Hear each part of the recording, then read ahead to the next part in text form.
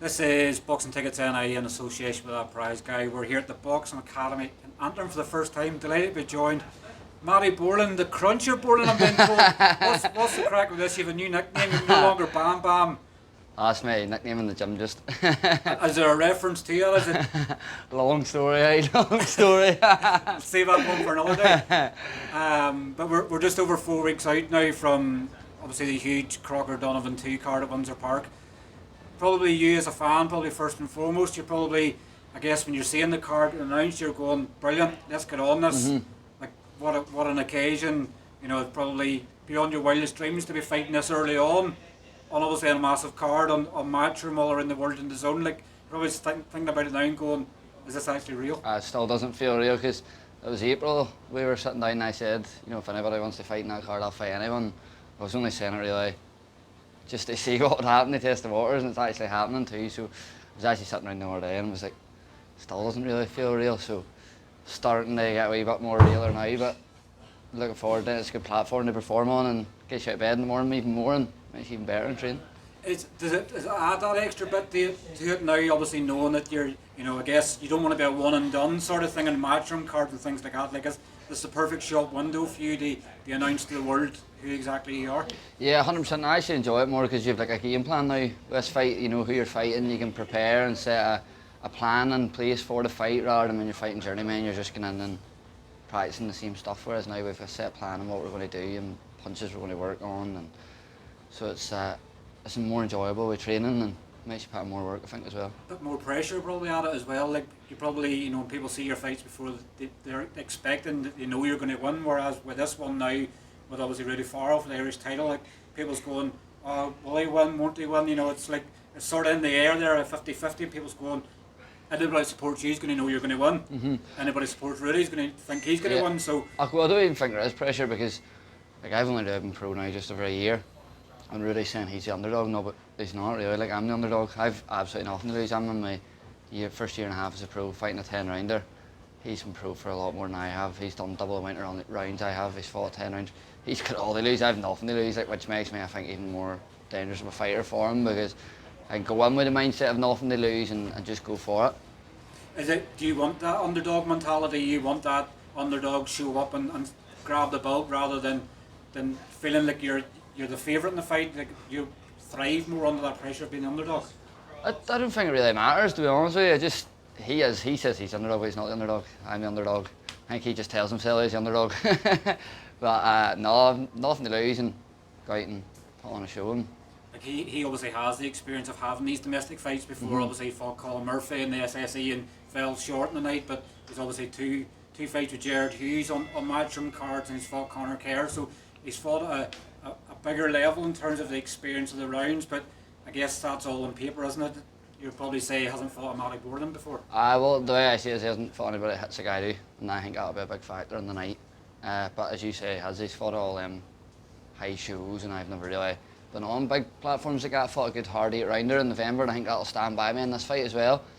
I think, you know, probably I've seen some of the back and forth you and Rudy's been having at times where Rudy was saying obviously you were to go and fight a Paul Linham and fight someone else before you were worthy of having the fight. Like, your fight in November, the 8-rounder, was probably on equal terms sort of. Like, when you look on BoxRec, you're actually above Rudy in the rankings and he's the champion. I think Turnbull's a harder fight than Rudy, to be honest with you. A tricky southpaw, strong, and it was only my 4th pro fight, and it was an 8-rounder, and he's a southpaw's a big factor as well.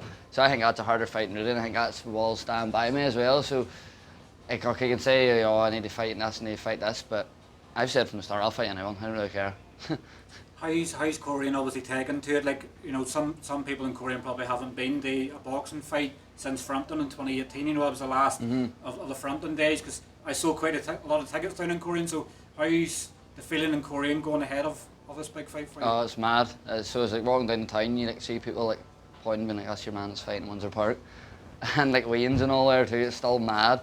So I've like 400 tickets there, so I said I'll turn up in force. Especially if we're playing the league now as well. Everyone's kind of buzzing for sport in the town as well, and then the football club backed me as well, which is good. So big face-off tomorrow as well. Yeah, Coleraine Cliftonville obviously play tomorrow, and obviously you and Rudy are doing a face-off on the pitch. Like, it probably gets probably comes a bit more real for you, the fact that you have that face off and you've only 4 weeks in to go. You're probably then chumming it a bit. Makes it very feel real. Like that's what I was sitting there the other day and I was like, how long here? I face off Saturday. And I said, fuck it enough, I'm fighting here 4 weeks.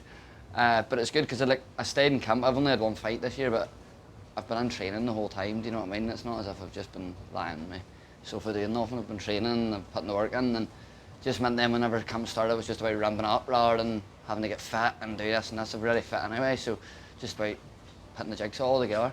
So is tomorrow then the first piece of the double? Obviously, Corey go and beat Cliftonville, and obviously then you'll produce the goods in 4 weeks' time, Windsor Park. Exactly. I'd rather be doing it in the showgrounds, but sure, I'll take Windsor Park. But if it had been the showgrounds, it probably might have been less likelihood. Probably Rudy might not have travelled. Exactly. I'll go, to be fair, that's what I said to someone. How can you? It'd be hard to go back to the showgrounds now after Windsor Park, 20,000 people. Do you know what I mean? So I said at the start I'd love to fight in the Coleraine showgrounds, but I never would have thought I'd be fighting in Windsor Park. Do you know what I mean? So on a matchroom card. It's beyond your dreams now. Like obviously you think of Windsor, you think of Coleraine showgrounds. Now you're going, forget about Coleraine showgrounds. Yes, you'll love to fight there, but now you can go. Now we can look at Madison Square Garden and things like that. You can dream further.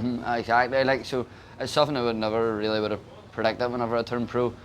It's just something even at the start of the year. I just told people I'm going to fight Rudy in Windsor Park, and I didn't even really believe it myself, to be honest. But I just kept telling myself and telling everyone, and then it kind of just all worked out. So you just have to keep believing, don't you? How easy was it for the fight to get made? I guess when Rudy won the Irish title and. People are sort of then going, well, what's next? Is he maybe, deciding to not defend the belt and move on because he's sort of past domestic honours? Like, how hard was it? Was it easy to make the fight? Not as easy as I thought. So whenever after my fight in April, my plan was to fight Rudy for the title, but there were shows in like the Devonish and stuff, and he said he wanted that big platform, which is fair enough. And it was kind of, then I obviously accepted the fight with Arkable, and then I thought, right, there's no chance of that, and then I thought maybe me and Paul would have fought in the Crocker one, but it's all worked out well, to be honest with you, so I'm really looking forward to it. And I'm sure probably more than anything you're probably looking forward to meeting Eddie Hearn. Exactly. My brother's looking more forward to meeting than I am. So that's mad. Because we were actually watching the Crocker fight last time in the Odyssey, and we were like pointing and we were looking at him being like, you're only so far from him, now you're going to be sat at a table with him. And obviously making sure you don't get starstruck of the fact that the cameras are on you, but you're also there in the presence of one of the best promoters of all time. That's it, and the likes even there, like you look at the people fighting that card, you've got Crocker, Donovan, McCann was in the UFC and stuff too, it's mad. And you're looking around and you see the fight poster and you see my face on it too, so it's just somebody from Korean.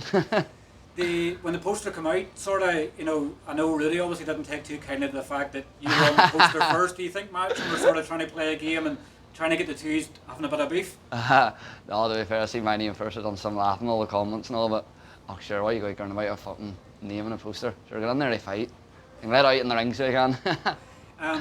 You're in obviously here with Ryan just over a year now, obviously.